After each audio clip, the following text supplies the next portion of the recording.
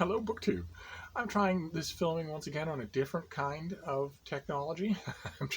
I'm casting all around for what might be the right option since my iPhone 7S just up and died on me. I've been trying a number of different things in test runs, but I figured the best possible test run is on you, my captive audience of guinea pigs. So I'm trying this on my Kindle, my new 10-inch Kindle Fire, which is by far the newest machine that I have. And in all of the YouTube reviews that I watched, I exhaustively educate myself on any piece of technology that I'm about to buy, even if it's old. Some of you Weisenheimers have pointed out that I have a penchant for buying old technology just to see if it will suit my needs. Even so, no matter what it is, I do a huge amount of research ahead of time to see what other people think, what drawbacks there might be, what deal breakers there might be. And in every case where I watched a video about this particular new Kindle Fire, the 2019 edition, everyone said the camera is noticeably bad, just terrible, that it's just an embarrassment. A number of reviewers on YouTube, a number of tech channels, made the scandalous suggestion of why not just take it out? Why not just remove it and fill that space with other pieces of technology, some other functionality for the device, because it's that bad. So I wanted to test that and see. I have to say, to my own eye, having done a couple of test runs on little videos on this thing, the camera doesn't look too bad for my taste. But then again, you don't come here for the aesthetics, right? So I'm going to do a test video or two and see what you think of this. We got up to, I think, passable results on the MacBook Pro. It turned out to be solely just a question of how much light you throw at the camera. The cameras are very weak, they're very tiny, so I guess that makes sense. But I'd like to try some other options. I have, I think, 21 devices here at Hyde Cottage that are capable of filming a video. So why not try a whole bunch of them and see which ones work? And a perfect test case video for today is that I have mail for you. And I don't know why. I don't know why I have mail on a Sunday. You would think that I wouldn't, especially since the post office in America is in the news for being under assault by the President of the United States, who wants to further delegitimize the results of the 2020 election by attacking the post office during a year in which most of the voting will be done by mail. My post office must not have got the memo, because I got a delivery on Sunday. and not only a package, I got a book package that we'll open together, but I also got the mail. And the mail is the TLS, the Times Literary Supplement, which is the greatest English language literary journal in the world. And I mentioned once or twice before that one of the fun things to do, one of the things I do with you, I very seldom go through the TLS just review by review with you, but one of the things I like to do is go through the live ammo, the arguments and the disagreements that flare up in the TLS on a regular basis. The bookish community is very argumentative. And I mentioned in an earlier video on that subject that sometimes the TLS will go out of its way to ask for it. They'll go out of its way to invite trouble. The person who tends to do that is JC, the author of NB, the column at the back of the TLS. JC is very cantankerous, very argumentative, and will sometimes swerve to incite an argument, and did, I think, a couple of weeks ago, with a little squib about the firing or the criticizing of the editor of the journal Poetry for running a poem that upset a single reader. A single reader was upset, made the normal progressive left implicit threat to drag Poetry magazine on social media, to attack their editors, to dox their editors, to dox their editors' children, to dox their editors' retired grandparents, to go to every advertiser and flood their email boxes and dox all of them as well, to get their way. To have that man fired, perhaps drawn and quartered, to have his family set on fire, that sort of thing, the normal thing that passes for intelligent discourse on the left in America today. And that little squib by JC did get some response, but it turns out that something else got more response this time around, because JC also wrote a piece on the McDowell Colony. The McDowell Colony is a very exclusive writing colony here in the United States it's set in a rural retreat. You've got the mints on the pillows. You've got the sopping atmosphere of exclusivity and snobbery, and the young artists that go there are duty bound by two informal but absolutely ironclad McDowell Colony rules. Number one, you will not further your creative project while you are at the McDowell Colony at all. And I mean at all. The purpose of the McDowell Colony is for you to go, have a place away from distractions around like-minded artistic fellows to work on your current project. And one of the unwritten rules, going back to the very beginning of the McDowell Colony, is you will not work on your project at all. In fact, quite a few people have taken the drafts of their projects to the McDowell Colony and destroyed those drafts while they were there. They've actually caused retrograde progress on their work, but you absolutely cannot work while you're at the McDowell Colony that is there and exists on paper for work. And the other ironclad informal rule is that you must cheat on your wife, your husband, or your significant other while you're at the McDowell Colony. You must do that. McDowell exists for procrastination and fornication. And it's largely irrelevant except as a bragging point for Brooklyn writers. You can't rent or buy a condo anywhere in Williamsburg unless you have McDowell on your resume. You can go to the condo board and say, well, here are my finances, here are my taxes, here's my proof of gainful employment, here is my all of my personal references. Why aren't you letting me? And they'll say, no, McDowell, sorry. In other words, it's just the pure ambergris drop of pretension. And it recently made the news, and it got JC's ire up, not for any of those reasons, but for a pure PC culture out of control gesture of virtue signaling. They decided to change their name because Colony has the wrong associations. It's just, ew. I mean, read the room. Yikes. And then insert a GIF. That's, I guess, is how you would do it if you want to do the full gamut of progressive left responses, non-responses, stupid, quasi-soft bullying responses. Then you would say, it's not a good look, it's not going to age well, read the room, yikes, y'all. They decided to change their name, to remove Colony from their name. And of course JC pounced all over that, because it's absolutely ridiculous. The people that you're trying to appease so that they don't drag you on social media don't pay your bills. They don't endow your colony. They are never going to be admitted to the McDowell Colony. But anyway, I wanted to read you. Somebody wrote in defense of, I guess, what we're going to now call McDowell, and attacks JC in the process. JC's unreflective attacks on any cultural attitude that happens to be different from his own. We have no actual explicit confirmation that JC is a man. So you're gendering. Okay? Seems to be becoming increasingly crass and apparently free of any awareness that he himself has a cultural location that is not neutral or default. A cultural location. Okay, we're doing GPS here. One of his favorite games is to quote a piece of academic text that he doesn't understand out of context and attack it as generally incomprehensible to all because he doesn't understand it himself. He has done this so often now that it is becoming tiresome. I might point out, just as a matter of factual accuracy for the record, that JC has never quoted any absurd academies out of context. JC always provides context, and it's always very clear. And the gibberish that is quoted in context, and it is incomprehensible. But anyway, now we move on to the meat of it. Not only did he do this again in his July 24th issue, but also depicted the McDowell Colony's decision to scrap Colony from its title as an example of, quote, the world gone mad. I have no personal connection with the McDowell Colony, but when I looked it up, I found the explanation for this decision, which JC fails to mention, put very clearly. McDowell Board Chairman Nell Painter acknowledged that the word colony can mean a country or given location under the control of an outside power, or, as would apply to McDowell, a community of like-minded people. But she said both definitions carried a sense of exclusion and hierarchy, and that the first definition was far more prevalent. End quote. When is JC going to acknowledge that the meaning of the words to most of the people who use them is far more important than what the word happens to mean to him in a specific cultural niche?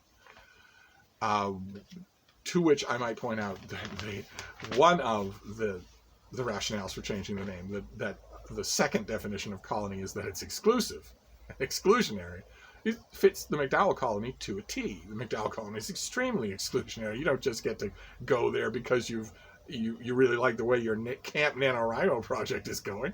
It's extremely exclusionary. It's an accurate word. And I might also point out to the writer's second point, the letter writer's second point, that word definitions don't happen by majority vote.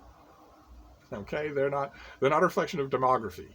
They have centuries behind them. They have meanings, and the meaning of the word does not offend any more than the phrase "chink in the armor," any more than the adjective "niggardly." None of these things, they are divorced from the controversies that have sprung up around them, and those controversies have been solely the hand product of vicious totalitarian Puritan censors who don't care about the subject matter. They absolutely don't care. There's not one person who has pressured the McDowell Colony to change its name that cares what the name of the McDowell Colony is. Not one. The only thing they care about is the thrill, the high of being able to get somebody to do it, of being able to get somebody to do what they want. That's the only thing they care about at all.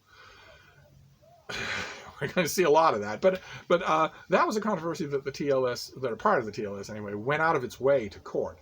But usually the disagreements that we talk about on this channel happen in the letters page, and they happen just because something that someone wrote struck someone the wrong way, and they hopped right away onto their typewriter in ire. And in this case, it's from the issue of the TLS that I look forward to the most every year, the Classics issue. This is the Classics issue for 2020. There he is himself on the cover. And these are, when you run any kind of regular literary journal, you will be commissioning things left, right, and center. You'll also get things that are just sent to you uncommissioned, and some of them will be good enough to run. And as you're doing that, you will accumulate a number of things that can be linked thematically. I don't know how the mechanism at the TLS works, but I have done this a couple of times before myself, and you almost never set out to structure such a thematic issue. It just presents itself. You suddenly realize that you have, this whole roster of pieces that are good enough and that are being worked on and worked with the writer and worked with editors. And you suddenly realize that of those 10 pieces, 6 of them are about historical subjects. Well, then you can have a history issue. You can have a particular theme as a history issue. I don't know if that's how it works with the TLS, but the Classics issue is always a highlight for me because it's ancient Greece and Rome. And one of the editors on the TLS is Mary Beard, who will be familiar to a lot of you. She's familiar from classic-themed documentaries. She's written a number of well-regarded books. She's a very engaging writer. And this time around, she writes an article for the Classics issue of the TLS, but it's not a review of anything new, which is kind of a blow to me, because there are a few new classical works. There have been a few new classical works in 2020 that I would like to see her write about. Instead, it's a rereading article. She does a whole article, 1,000 words on rereading. And the book she's rereading is one that I vaguely remembered it on this channel a year ago. I was trying to remember the name of it because I don't have a copy and I really want one because it's very, very good. And one of you actually reminded me of what the book is. It's The Emperor in the Roman World by Fergus Millar. A big, densely detailed book from, 50 years ago or whatever, in which Millar goes to the ancient Roman sources in order to determine what the Roman emperor did all day. We all know the scandals.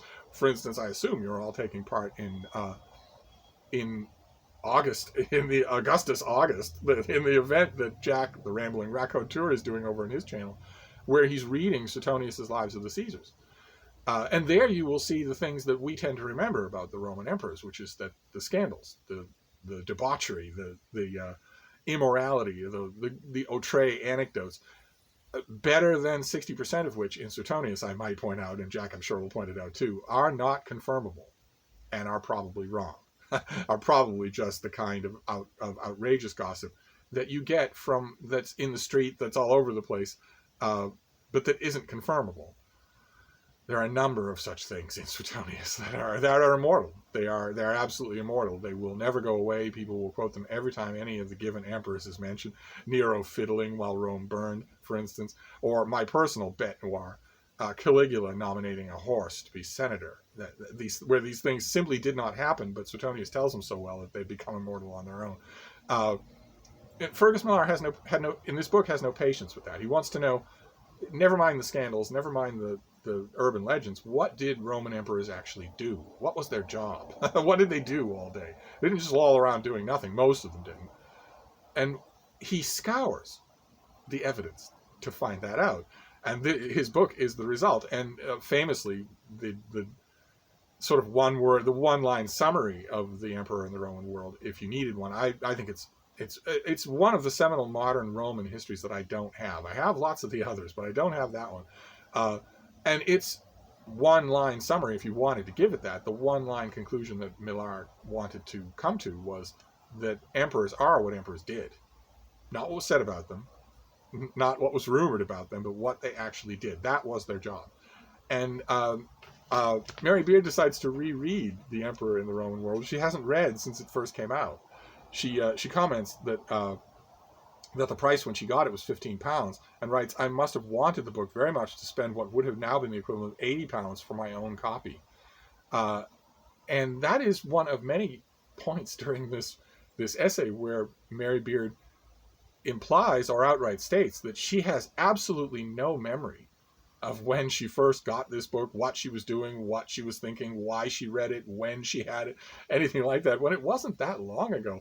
Reading those mentions throughout this text, that this might as well have happened to someone else, I kept wanting to say, well, okay, this is a fantastic article, but when's the last time that you went to your doctor for a cognitive test?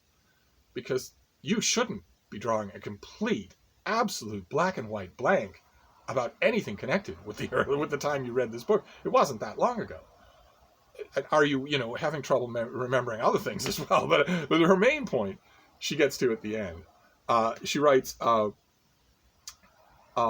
I've plowed through it again, and I warn you, it is dense. I have felt conflicted. I am dazzled by the sheer knowledge that underpins the book. In the intervening half-century, I have come to appreciate better and more humbly how difficult it is to know that much. And it was even more difficult then, when your memory aids were no more than notebooks and multiple file card indexes. We managed." But I find it's practically stone knives and bearskins. That's practically what she's saying. But we managed. It was a fine system. But I find myself terribly frustrated at Millar's tunnel vision. He devotes enormous argumentative energy to demonstrating the reactive nature of the Roman imperial rule. In many ways, that is the take-home point of the book.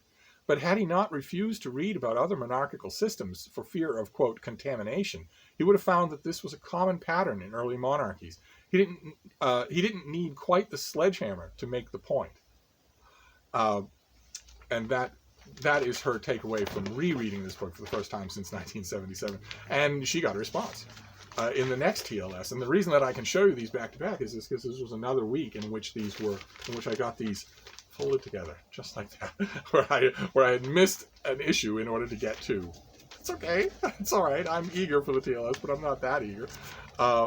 And she gets a response from someone who designates himself as her old friend, Peter Wiseman, who writes, "I'm surprised at the effect rereading Fergus Millar's The Emperor in the Roman World had on my old friend Mary Beard. An author writing her own book on emperors might be expected to be grateful for the huge collection of important information to be found there." Note, she was grateful for that. That's just a pot shot. Just in the excerpt that I read you, she stood in awe of the amount of research that was involved. But anyway, not terribly frustrated at the absence of comparative material. It's true that Millar deliberately refused to read about other monarchical systems for fear of contamination, but Professor Beard doesn't explain the reason why he did so. This is what Millar wrote in his preface, and then he quotes from the book. "To have come to the subject with an array of concepts derived from the study of other societies would merely have made even more unattainable the proper objective of a historian, to subordinate himself to the evidence and to the conceptual world of a society in past. Moreover, to have contaminated the presentation of the evidence from the Roman Empire with conceptions drawn from wider sociological studies would precisely have destroyed whatever value this book may have for the comparative study of societies and institutions." Little bit stuffy, but you get the point. He didn't want that. He didn't want to know what other monarchies were doing. Then Wiseman continues, subordinating oneself to the evidence is not a fashionable idea. Nevertheless, as Millar observes, it's the only way of registering what was distinctive about a given society and thus making meaningful comparisons possible. And I don't know, I'm not privy to the private dialogue between two, quote, old friends, but it seems to me there are a lot of buried passive-aggressive insults in that letter by Wiseman about Mary Beard. Enough so that I'm willing to predict that she will respond in next week's TLS, and we will be right along for it. A fight between classicists. But anyway, in addition to the TLS, which is lots of fun, and I haven't actually poured through these two yet. They probably have a lot of good stuff that I will read, annotate, and then pull out. The whole goal the whole modus operandi that I do with the TLS now is not to hold on to these bound things, not at all. Instead, I pull them out. So I will read through it, I will annotate it, and then I will pull out the stuff that I am going to keep. Most especially the stuff that I'm going to trim, fold, and tuck inside the book under review. That's the primary thing that I do with my literary reviews now. I don't keep the other stuff because there's nowhere to keep it. I got rid of my filing cabinet, and I don't want this stuff choking up my journal. I'll keep the odd general article that isn't about a particular book. Every once in a while, if I absolutely love it and can't think of a book to put it in. But otherwise, no. So I will deal with these. But in addition to those, we also got a package in the mail. We got one little package in the mail. A book, a tiny little thing. Maybe a mass market or a slim volume of poetry. We shall see. Let's see what we have here. This is from Farrar, Straus & Giroux. And I've noticed that of all the major publishers in America, Farrar, Straus & Giroux are the ones that are getting back into the game of sending books out. Very nice, very appreciated. I don't know what the reasoning is behind that, but I've noticed that a lot of the books that I get in the mail, the actual printed copies that I get in the mail, are from FSG, and my hat's off to them for that. I'm very grateful. So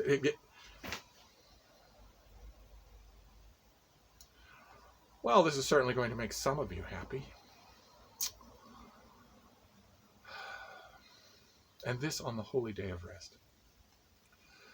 Our one and only book for today is by John Gray, and don't you doubt that I will jot his name down. Write his name in me book. Now draw a line through it. This book was written, or dare I say perpetrated, by John Gray.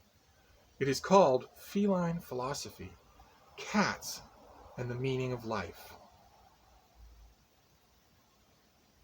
Booktube? Cats and the Meaning of Life. Read the pub sheet, shall we? We want a little more light here, since darkness has descended as a result of this thing, no doubt. Oh, this is going to be tough. Humans are an anxious species. Well, yes, because half of them live with utterly unpredictable killer animals who are so vicious that they bite anything that moves, and they cannot themselves voluntarily retract their own killer claws. Maybe that's why humans are anxious. Did you watch the last video from Matthew at Mayberry Book Club?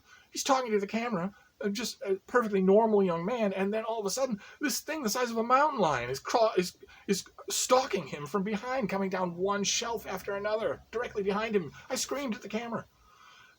Anyway, humans are an anxious species. In constant search of understanding, we spend our days seeking answers about our lives and afterlives, or else distancing ourselves from the existential fear this very seeking provokes. Rather than living in the moment, we are restless. Our attention is diverted, our natural state one of discontent.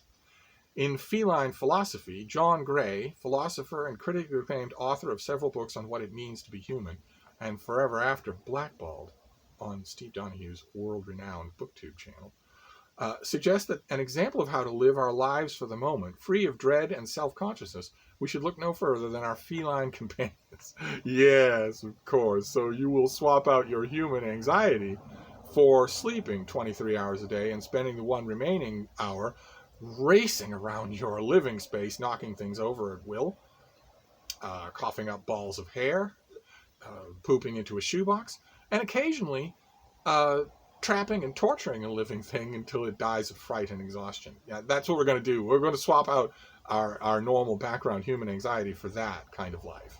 That's great. For centuries, philosophers have tried to find ways to make life less torturous. Spinoza emphasized self-determination as the path towards happiness, while Berdyaev, himself a cat lover, saw individuality as humankind's greatest burden. Lucky for them, cats don't have these concerns. No, they're too busy hiking up their hind leg and licking themselves. With no real knowledge of death, they aren't encumbered by trying to figure out how to make their time on Earth meaningful. No, they're not. Instead, they're encumbered on waiting until you go to work and then hopping up 6 feet from a standing start. Tell me a non-satanic creature that can do that. 6 feet from a standing start up onto the mantelpiece where you have all of your priceless knickknacks and memoirs of your great Gammy. And walking along that mantelpiece, just one after another, very intently but very casually, knocking each one of those priceless tchotchkes to the floor. One after another, until finally the mantelpiece is empty. And all the tchotchkes are in pieces on the floor. And 8 hours later, you're going to come home, you're going to find that rubble. You're going to say, oh, Mimsy, did you do this? You're going to reach over to pet your cat and say, it's no hard feelings, you were probably bored. The cat is going to savagely claw and bite your hand. And what are you going to do? You're going to put anodyne on it, and the next day you're going to go to work and hold up your cat scars. Cat people, they hold up their cat scars. Anyway, our relationship with felines hasn't always been harmonious. Well, no, they jump on your chest at 3 a.m. and yowl in your face. That's not harmonious, no. I've divorced Deb 2 times for doing that. But it did start out that way. The world's first cats emerged in ancient Egypt, where they were domesticated for their rat and snake hunting skills, and came to be considered sacred, often depicted as gods. Yes, the classic characterization. But a dog is a pet who thinks you're a god, and a cat is a pet who thinks it's a god. Today, many cat owners look at their pets with the same sort of awe. Feline love, Gray asserts in Feline Philosophy, is less complicated than human love. While we seek to love from another person to cure boredom or loneliness or to wield power, a cat's love is pure. John Gray has been sniffing the aforementioned cat litter a little too much, if he actually believes any of this. Good Lord. Having learned quite a deal from his own cats over the course of his life, yes, he's clearly learned from them the only thing that matters to cats, which is that their humans toe the line, that their humans bend the knee, bow, and break their will. And it's clearly happened to John Gray. Gray concludes the book with a helpful list. Quote, 10 feline hints on how to live well. I'm sure that 8 of the 10 of them involve random cardboard boxes. These are the psychos of the pet world. Admit it. Deviating from his usual somber cynicism, the author takes his philosophy to a new, playful realm with Feline Philosophy, which I recommend reading like I did, positioned between 2 cats as they stare up at you from opposite sides of the room. And the operative word there being stare, because they don't blink. They think they're better than you.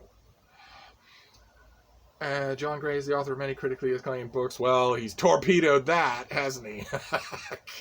This cover ought to show a little turd coming out into a box. It's perfectly positioned. Okay. Sorry, book 2. All right, I'm going to calm down now. The release for this abomination is the end of November. So I will hold off on reading it until the fall. And then I will read it, and I will try to read it with an open mind. In his previous non-feline related books, John Gray and I have not always seen eye to eye. This author, I've read, I think, every major book that he's written, and I've often had problems with him. So I would have had problems probably with any new book that he wrote, but this is beyond the pale. So there you go. That's our book for today. Feline Philosophy, plus a Tempest in a Teapot in the TLS. So that is our Sunday mail. Talk about ups and downs. Well, I guess you cat people are going to want to know that this book is coming out, because you're all going to want to pre-order it, right? You should just go and pre-order it now. It's Feline Philosophy by John Gray. I might not agree with him philosophically, but he is a very good writer. And those of you who have these things and swear by them are going to want this book. I will review it myself.